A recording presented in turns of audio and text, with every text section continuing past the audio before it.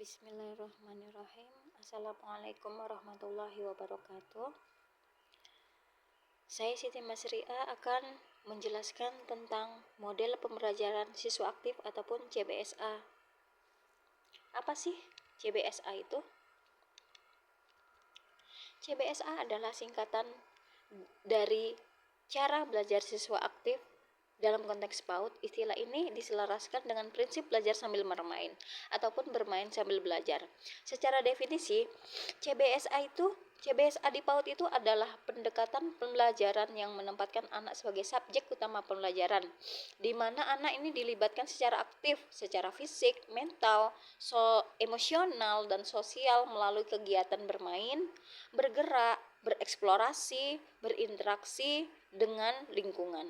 Jadi, inti dari CBSA di PAUD adalah anak belajar paling baik ketika mereka melakukan, mencoba, mengamati, dan mengalami sendiri, bukan hanya mendengarkan penjelasan orang lain. Adapun karakteristik anak usia dini sebagai dasar penerapan CBSA itu, yang pertama itu anak adalah penyelidik alami. Yang kedua, belajar melalui pengalaman langsung anak. Yang ketiga, dunia anak adalah bermain. Dan yang keempat, bergerak itu merupakan kebutuhan anak. Selanjutnya, landasan hukum. Menurut Undang-Undang Nomor 20 Tahun 2003 tentang Sisdiknas pasal 28 ayat 2, PAUD ini diselenggarakan dengan prinsip pemberian rangsangan pendidikan untuk membantu pertumbuhan dan perkembangan jasmani serta rohani agar anak memiliki kesiapan dalam memasuki pendidikan lebih lanjut. Menurut Permendikbud nomor 137 tahun 2004 tentang Standar Nasional PAUD menyatakan bahwa pembelajaran di PAUD itu dilaksanakan melalui pembelajaran yang berpusat pada anak, bermain, dan pembelajaran terpadu. Selanjutnya itu menurut kurikulum Merdeka PAUD mengutamakan pembelajaran berbasis aktivitas, penguatan karakter, dan 6 aspek perkembangan seperti nilai agama dan budi pekerti, fisik motorik, kognitif, bahasa, sosial emosional, maupun seni.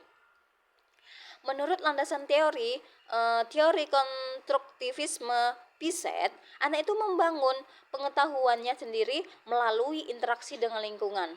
Jadi pengetahuan ini tidak bisa dipindahkan dari guru ke anak. Menurut teori belajar sosial Vygotsky, belajar ini terjadi melalui interaksi sosial dan bantuan orang yang lebih dewasa. Yang ketiga, menurut teori Montessori menekankan pada kebebasan anak dalam memilih kegiatan belajar mandiri dan menggunakan alat peraga nyata. Yang keempat yaitu teori belajar bermakna, yaitu informasi akan melekat kuat jika dikaitkan dengan pengalaman nyata anak. Selanjutnya yaitu prinsip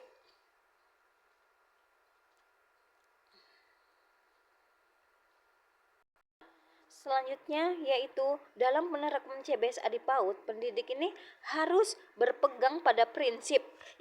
Pertama yaitu prinsip keaktifan dan keterlibatan. Jadi anak ini harus berbuat sesuatu, bergerak, mencoba, dan berpikir. Tidak boleh ada anak yang hanya duduk diam dan mendengarkan lama. Yang kedua yaitu prinsip bermain sambil belajar. Yang ketiga, prinsip pengalaman langsung dan konkret. Yang keempat, prinsip kemandirian. Yang kelima, prinsip kesesuaian perkembangan. Yang keenam, prinsip integrasi ataupun terpadu. Yang ketujuh, prinsip lingkungan sebagai sumber belajar. Nah, tujuan penerapan CBSA di PAUD itu tujuan umumnya yaitu membantu pertumbuhan dan perkembangan anak secara menyeluruh.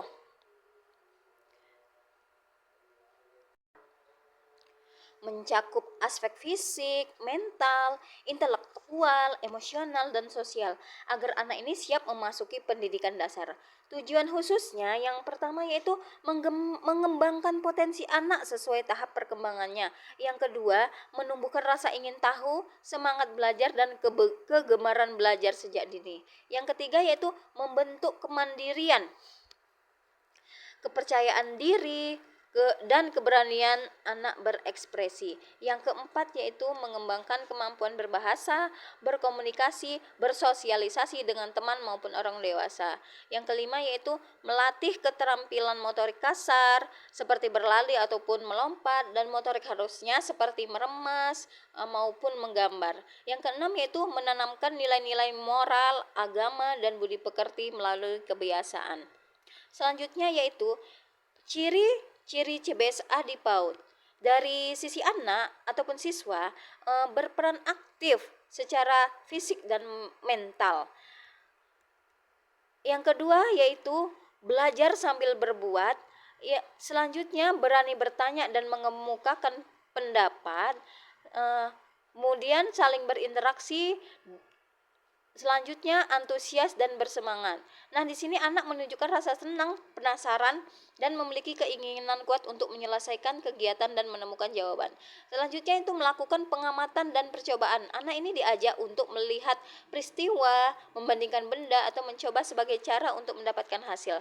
Dari sisi guru, sebagai pembimbing dan fasilitator. Kemudian menggunakan metode variatif. Kemudian menyiapkan lingkungan belajar yang kaya, yaitu menyediakan berbagai alat peraga, bahan ajar, dan sumber belajar yang mudah dijangkau anak serta aman untuk dieksplorasi. Selanjutnya itu menerima semua jawaban dan pendapat.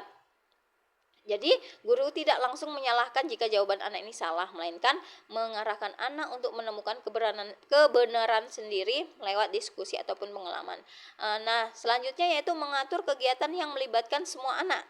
Jadi meski memastikan setiap anak ini terlibat, tidak ada yang hanya menjadi penonton. Jadi kemudian dari sisi kegiatan ataupun suasana kelas, yaitu berpusat pada anak. Jadi kegiatan ini disesuaikan dengan minat, kebutuhan, dan tahap perkembangan anak, bukan semata-mata mengejar target materi. Kemudian yaitu suasana hidup yang dan dinamis. Kelas itu tidak hening maupun kaku, terdengar suara anak berbicara, tertawa, ataupun berdiskusi, namun tetap tertib dan terarah. Kemudian yaitu bahan ajarnya itu konkret, yaitu menggunakan benda nyata, gambar, ataupun lingkungan sekitar sebagai sumber belajar, bukan hanya buku tulis ataupun papan tulis. Selanjutnya ciri yang selanjutnya yaitu hasil belajar itu beragam. Jadi setiap anak bisa menghasilkan karya ataupun jawaban yang berbeda sesuai cara berpikir dan kemampuan masing-masing. Selanjutnya yaitu jenis keaktifan anak dalam CBSA. Di PAUD ini keaktifan anak dibagi menjadi 4 jenis utama yang saling berkaitan. Yang pertama yaitu keaktifan fisik motorik, yaitu anak menggunakan anggota tubuhnya. Yang kedua yaitu keaktifan indrawi ataupun panca indera. Anak ini belajar menggunakan matanya, telinganya, hidungnya, lidahnya. Jadi melalui indera ini anak mengenal dunia. Yang ketiga yaitu keaktifan mental ataupun kognitif. Jadi di sini anak berpikir, mengingat, dan memecahkan masalah sederhana. Yang keempat keaktifan bahasa dan sosial. Selanjutnya yaitu bentuk kegiatan metode CBSA di PAUD. Yang pertama yaitu metode bercerita, kedua metode permainan, yang ketiga metode pemberian tugas, yang keempat metode percobaan ataupun eksperimen sederhana, yang kelima yaitu metode karya wisata ataupun jalan-jalan, keenam metode proyek, yang ketujuh metode sentra ataupun area. Selanjutnya yaitu peran pendidik dalam CBSA PAUD. Nah, di sini guru sebagai perancang lingkungan. Jadi, guru ini harus menyiapkan ruang kelas, alat main, dan bahan ajar yang aman, menarik, memadai, dan sesuai perkembangan. Yang kedua yaitu sebagai pengamat. Yang ketiga yaitu sebagai fasilitator dan pembimbing. Selanjutnya itu sebagai motivator dan penguat. Selanjutnya sebagai pengelola kelas. Nah, adapun kelebihan CBSA di PAUD, yang pertama yaitu sesuai dunia anak. Nah, di sini belajar lewat bermain membuat anak senang, tidak stres, dan betah di sekolah. Yang kedua yaitu berkembang optimal. Selanjutnya pemahaman kuat, karena belajar dari pengalaman sendiri, ingatan anak itu lebih kuat dan paham maknanya. Selanjutnya melatih kemandirian anak. kreativitas tinggi pada anak, dan hubungan akrab antara anak dan guru. Adapun kelemahan ataupun tantangannya yaitu kelas lebih berisik dan ramai. Persiapan alat itu membutuhkan alat yang banyak, kemudian memakan waktu yang cukup lama, dan tuntutan keamanan tinggi bagi anak. Selanjutnya yaitu sulit menilai karena membutuhkan pengamatan yang teliti dan kesabaran yang instan. Jadi solusi untuk mengatasi tantangannya yaitu yang pertama, kita dapat mengatur suasana dengan aturan sederhana, kemudian menggunakan bahan sederhana yang murah. Jadi kita dapat memanfaatkan bahan alam ataupun bahan-bahan bekas yang ada di sekitar kita. Kemudian yang ketiga yaitu perencanaannya harus matang. Jadi kita harus menyusun jadwal kegiatan bergilir agar anak itu tidak berebut alat. Yang keempat, pengelolaan ruang itu harus dibatasi, seperti misalnya pasang pagar pembatas, kemudian memastikan alat itu empuk dan aman bagi anak. Jadi kesimpulannya, model pembelajaran siswa aktif itu ataupun CBSA adalah satu-satunya pendekatan yang paling tepat dan benar untuk diterapkan di jenjang PAUD. Hal ini dikarenakan CBSA ini selaras sepenuhnya dengan karakteristik, kebutuhan, dan cara belajar anak usia dini.